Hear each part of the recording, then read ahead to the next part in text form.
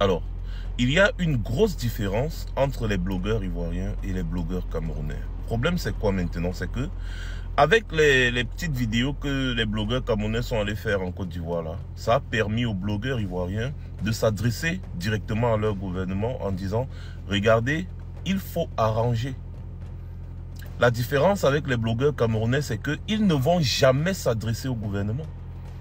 En tout cas, pas tous les blogueurs, parce qu'il y a quand même quelques petits frères là qui sont très intelligents, qui, j'ai vu une ou deux vidéos où ils s'adressaient au gouvernement camerounais. Mais la majorité des blogueurs, ils vont vous dire, en tout cas, moi, je veux voir mes enfants grandir.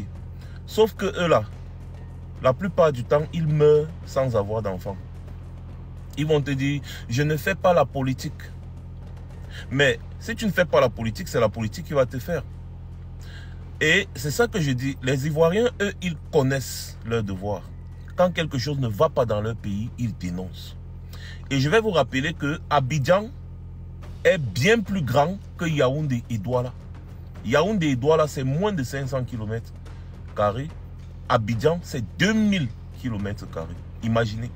Donc vous ne pouvez pas aller filmer un petit recoin d'Abidjan comme ça là et venir dire que ouais, écoutez, il y a aussi la poussière ici.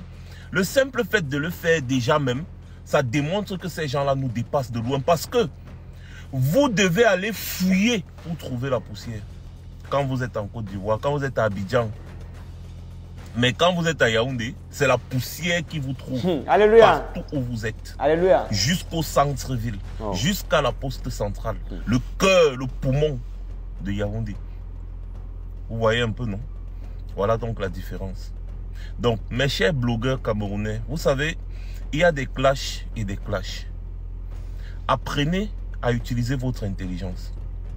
Utilisez votre visibilité pour vous attaquer aux problèmes que rencontre votre pays de temps en temps, au moins.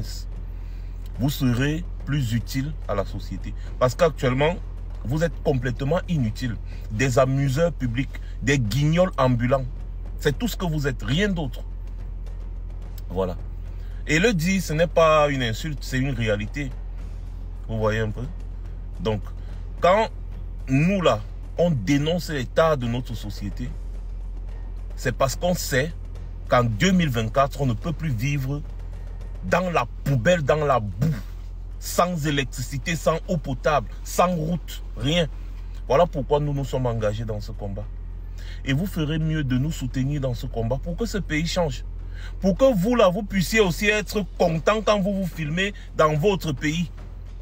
Vous partez partout, vous vous filmez, le pays est beau.